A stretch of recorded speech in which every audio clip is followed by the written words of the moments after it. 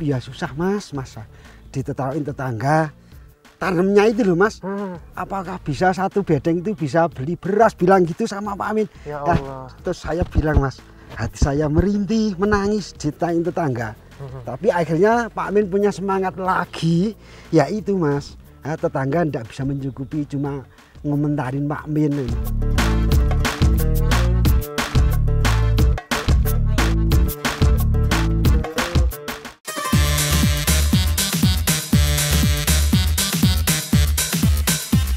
Perjalanan episode Jalur Langit sudah sampai di kaki Gunung Merbabu, kawasan Semarang, Jawa Tengah.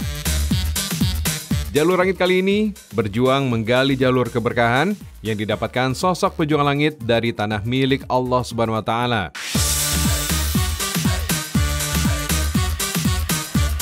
Assalamualaikum. Waalaikumsalam. Masya Allah. Mbak, ini benar nggak ya tempat wisata sayur sehat Pak Min? Betul. Oh, saya udah janjian sama Mas Muklis. Mas Muklisnya ada? Mas Muklis, tapi baru mau ke sini, baru ambil pupuk. Oh alah, Mbak dengan siapa? Dengan istrinya. Istrinya? Iya. Mbak siapa namanya? Mbak Mima. Oh, salam kenal. Ya. Wah, kalau Bapak ini ada Pak siapa nih? Ini Pak Min. Oh, ini Pak Min langsung? Ya mas. Wah, alhamdulillah. Apa kabar? Wah, pejuang langit. Sehat selalu. Alhamdulillah, kita datang langsung ada Pak Min ya. Iya. Wah, Masya Allah. Ini Pak ya, sayur-sayur yang bisa dipetik sama pengunjung langsung? Iya.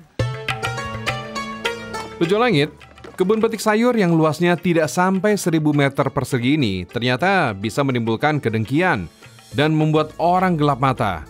Astagfirullah. Menjadi seorang petani, perjalanan panjang Pak Min dalam mencari rezeki selalu diuji. Menjadi petani sejak kecil, Pak Min selalu dipandang sebelah mata.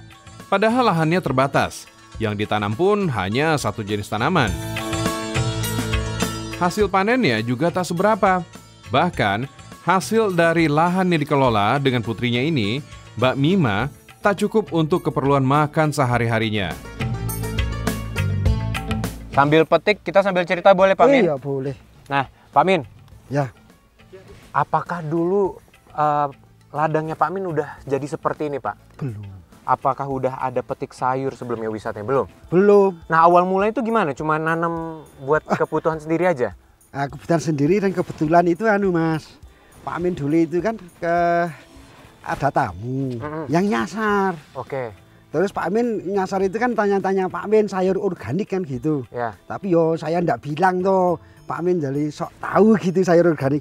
Terus saya di itu selo bawah itu saya dorong bantu, ndak bilang sama tamu yang nyasar itu. Akhirnya tanya-tanya ke kebun, jadi saya suruh ke tempat kelompok tani organik, ndak mau. Saya suruh, saya antar, ndak mau. Milih tempatnya Pak Min. Akhirnya datang ke sini, ya itu malah seneng sudah saya sekat-sekat. Tapi ya susah mas, ditaruhin tetangga. Tanamnya itu loh mas, apakah bisa satu bedeng itu bisa beli beras, bilang gitu sama Pak Amin. Ya Allah. Terus saya bilang mas, hati saya merintih, menangis ditanyain tetangga. Tapi akhirnya Pak Amin punya semangat lagi, ya itu mas. Tetangga tidak bisa mencukupi, cuma ngomentarin Pak Amin. Berat beli beras aja susah. Beneran? Yakin mas, demi Allah. Namun itu semua berubah saat Mbak Mima dan Mas Muklis berjodoh. Tak pernah bertemu lama, hanya sebatas teman satu pondok pesantren yang sama. Bertemu karena urusan pertanian. Itu pun hanya satu kali saja. Tapi Pak Min memberikan restu Mas Muklis untuk melakukan pendekatan kepada anaknya secara syar'i, yaitu ta'aruf. Mas Muklis. Assalamualaikum. Waalaikumsalam. Apa kabar? Sehat? Alhamdulillah sehat. Wah, dari tadi ditungguin. Wah, saya sudah dari tadi di sini ini di pembibitan Mas. Oh. Baru rawat-rawat bibit ini tadi. Tadi udah ketemu sama Mbak Mima sama Pak Min langsung. Oh, sama Pak Min? Iya. Sama Bapak berarti. Nah, tadi Mbak Mima bilang katanya ada tomat cherry yang bisa kita petik. Ada ready Mas. Boleh? Ready. Boleh banget. Sambil kita ngobrol-ngobrol ini banyak siap, banget saya siap. pengen nanya-nanya nih. Saya taruh dulu ya. Boleh.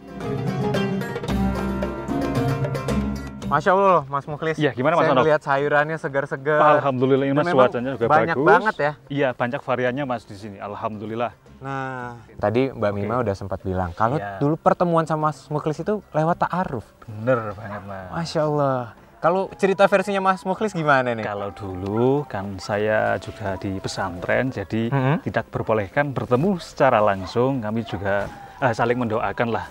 Di dalam doa tersebut ya ada kami mengamalkan sholat istikharah, terus ada mujahadah yang diberikan sama Pak Yai gitu. Nah, akhirnya kami bertemu, sowan saya silaturahim sama Bapak, sama Pak Amin. Nah, akhirnya 3 kali pertemuan saya diperbolehkan untuk menikah sama Mbak Mima gitu. Masya Allah, cuma 3 kali ya? Cuma 3 kali Mas, alhamdulillah. Pejuang Langit, Mbak Mima dan Mas Mukhlis memilih tetap tinggal di desa usai menikah. Ia menolak pekerjaan kantoran demi menjaga amanah ilmu pesantren dan baktinya pada guru. Ternyata ada jalur langit yang Mas Mukhlis genggam. Bukan hanya untuk menjaga agama, tapi juga untuk meneruskan perjuangan mertuanya di ladang dalam menyatukan dakwah dan tani dalam satu langkah ikhlas menuju ridho ilahi. Situ kebetulan baru rame, Mas. Oh, alhamdulillah. Alhamdulillah jadi banyak juga nih ya Mas tamu Dari wisata sana, di sini ya. alhamdulillah ini. Wah. Enak. Dicicipi. Oke. Enggak. Aman. Manis Oh, toh, Ibu. seger. Ini saya mau nimbang nih, Bu.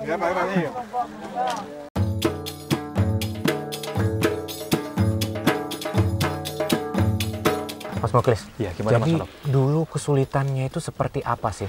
Titik terendah yang Mas Mukhlis rasakan waktu pas menikah sama Mbak Mima waktu itu?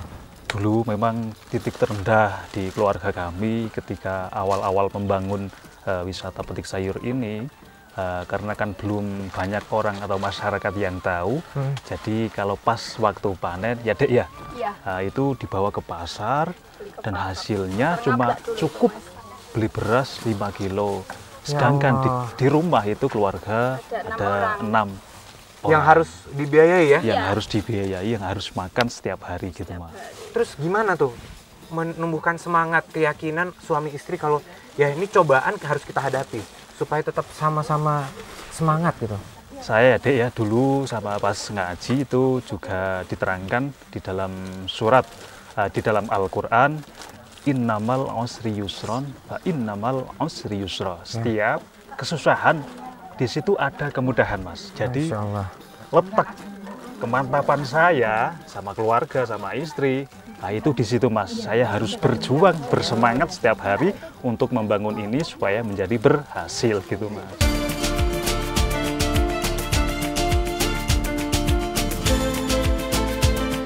Mas Mukhlis tadi sempat bilang kalau Mas Iya. Mukhlis ngajarin ngaji. Betul Sama Mas. Mbak Mima juga? Iya, bareng kami sama berdua. Mbak Mima. Oh, jadi karena sama-sama lulusan pesantren, Iya. itu amanahnya salah satu harus jadi guru ngaji? Iya. Iya. Sama, satu perguruan. Satu perguruan. Jadi pesan dari Bapak Kiai dulu ketika pulang dari pesantren, mungkin bermasyarakat di rumah, itu yang menjadi kewajiban ya harus menularkan ilmunya kepada masyarakat, ya salah satunya mengajarkan ngaji sama anak-anak gitu Mas. Pejuang Langit, Mas Mukhlis menggenggam erat amanah dari gurunya, yaitu agar mencari rezeki halal untuk keluarga tanpa meninggalkan dakwah. Ia ingin ilmunya tetap hidup dibagikan kepada masyarakat, disampaikan dengan lisan dan teladan di tengah ladang kehidupan. Saya jadi teringat dengan hadis yang guru saya sampaikan, bahwa ilmu itu adalah amanah, sehingga mewariskannya merupakan suatu keharusan. Rasulullah SAW bersabda, ilmu itu adalah amanah, maka jangan engkau berikan kepada orang yang tidak berhak. Pejuang Langit, setelah mendapatkan keberkahan dengan ladang panen dan wisata petik yang ramai, ia tidak semerta-merta membuatnya menjadi ladang usaha untuk mencari untung. Tapi Mas Mukhlis dan Mbak Mima bilang mereka ingin sekalian bersedekah. Masuk kebunnya tanpa bayar. Yang ingin belajar berkebun terbuka untuk umum. Sampai harga yang ia tawarkan bagi yang belanja petik sayur langsung, ia murahkan jauh dari harga pasar. Bismillahirrahmanirrahim. Subhanal ba'ithil waris. Subhanal ba'ithil waris. Pejuang Langit, ternyata kesabaran yang besar dari keluarga Pak Min datang dari amalannya dalam memperlakukan tanaman. Memulai segala perkara, termasuk perkebunannya dengan nama Allah. Karena seperti yang dipesankan guru saya, bahwa segala sesuatu yang tidak dimulai dengan menyebut dan mengingat Sang Pencipta, maka keberkahannya akan sirna. Rasulullah SAW bersabda, setiap perkara penting yang tidak dimulai dengan Bismillahirrahmanirrahim, amalan tersebut terputus berkahnya. Bismillahirrahmanirrahim. Ala la tanalul ilma illa bisitati sa'undika an majmu'iha bi bayani. Bismillahirrahmanirrahim. Qul a'udzu birabbin nas, malikin nas, ilahin nas, min syarril waswasil khannas, alladzi yuwaswisu fi sudurin nas, minal jinnati wan nas. Masya Allah, Pejuang Langit, saya sekarang lagi ngikutin kegiatan Mas Mukhlis sama Mbak Mima.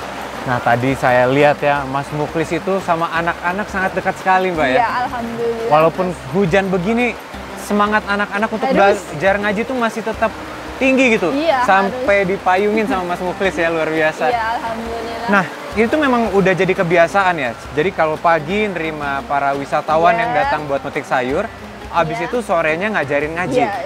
Jadi dulu itu kan ngajinya itu pertama kali itu sama saya aja. Oke. Terus setelah nikah, alhamdulillah ya emang saya kepinginnya juga kalau dapat suami itu yang bisa menemani lah, bisa menemani perjuangan saya untuk mengajar anak-anak ini. Alhamdulillah sekarang ya kalau pagi itu kami berkebun bersama, terus nanti setelah sore kami membersamai anak-anak ini untuk ngaji bareng gitu Mas. Alhamdulillah. Alhamdulillah Pejuang Langit, dari ta'arufnya bersama dengan Mas Mukhlis membuka pintu rezeki terbuka. Berikut dengan keberkahannya untuk seluruh keluarga. Perkebunan yang dulu dipandang sebelah mata dan hanya panen satu jenis sayur saja, kini bisa panen hingga 20 macam jenis, mulai dari tomat cherry, cabai, hingga jenis-jenis sayur terbaru. Masya Allah. Pendapatannya kini bisa mencapai belasan hingga puluhan juta. Hasil sayurnya berkualitas premium ini sudah masuk ke berbagai minimarket loh Pejuang Langit. Masya Allah. Dan yang paling penting, keberkahan hati Mas Mukhlis membuktikan bahwa ia tetap amanah dan memuliakan ilmu dan warisan sang gurunya. Masya Allah.